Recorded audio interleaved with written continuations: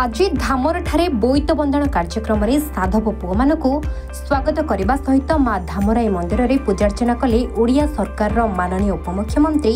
प्रभाती परिडा। माननीय राज्य सभापति श्रीजुक्त मनमोहन सामल, भद्रक माननीय सांसद श्रीजुक्त अभिमन्यु सेठी, मत्स्य और पशु संपद मंत्री गोकुलानंद मल्लिक, भद्रक माननीय विधायक श्रीजुक्त सीतांशु शेखर महापात्र, कोरेईर माननीय विधायक श्रीजुक्त आकाश दास नायक और अन्य वरिष्ठ नेतृत्व एवं हजार हजार दर्शक उपस्थित थे।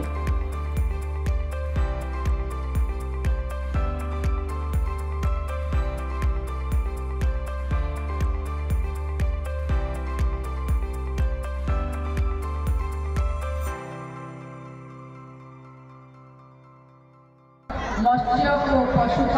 सरकार दृष्टि प्रतिफलित होची ये माटीर से नेता जेभली निर्देश देवे धामर पाखरे ये कहूथिले मनमोहन भाई कि 25 वर्षर ये परंपरा को आठ ओडिशार विभव साधारण महिला पाखे गरीब कल्याणकारी योजना युवक मान पाखरे रोजगार कृषक मान पाखे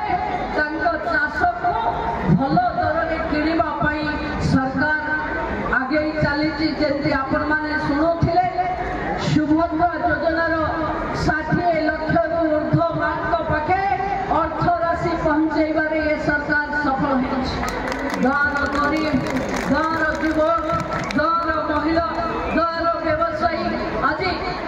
सहर दूर को न जाई निज अंचल रही एक उत्कर्ष ओडिशा करिब 2036 रे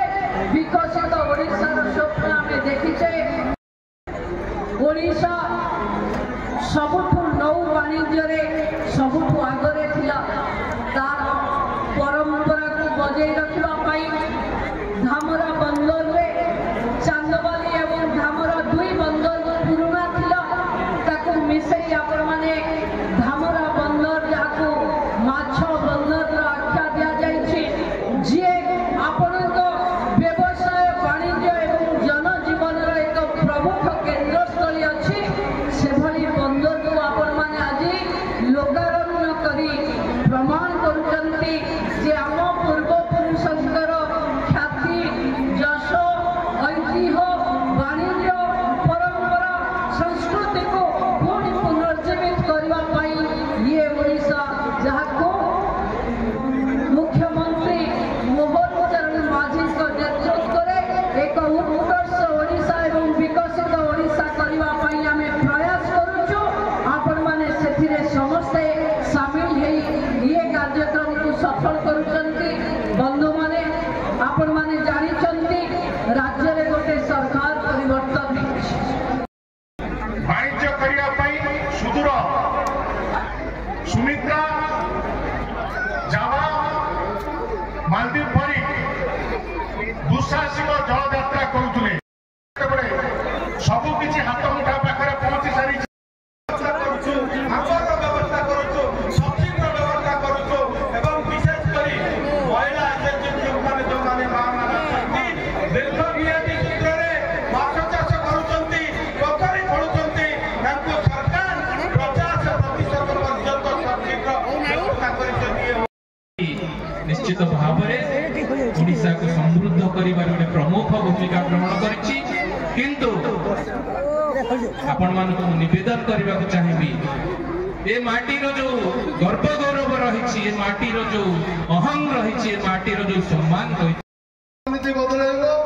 भारत अर्थनीति बदलाइबो वर्ष वर्ष धरि स्थिति हेबे आमे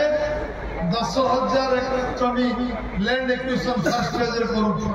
1100 एकड़ जमी लैंड एक्विजिशन हलानी लैंड बैंक को बनानी 5,000 ये उत्सव अवसर में जो सभा अच्छी सभार संचालक अभय भाई सभापति देवेंद्र भाई मंच आम सहित आज उपस्थित अच्छा आम समस्त नेता आम समस्त मार्गदर्शक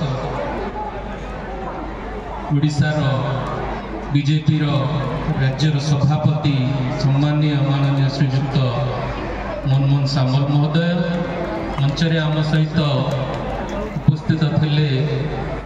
ओडिशार उपमुख्यमंत्री माननीय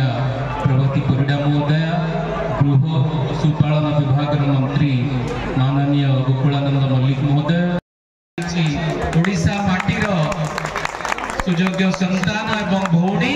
सुभद्रा भौणी माने अति प्रिय उपमुख्यमंत्री महोदय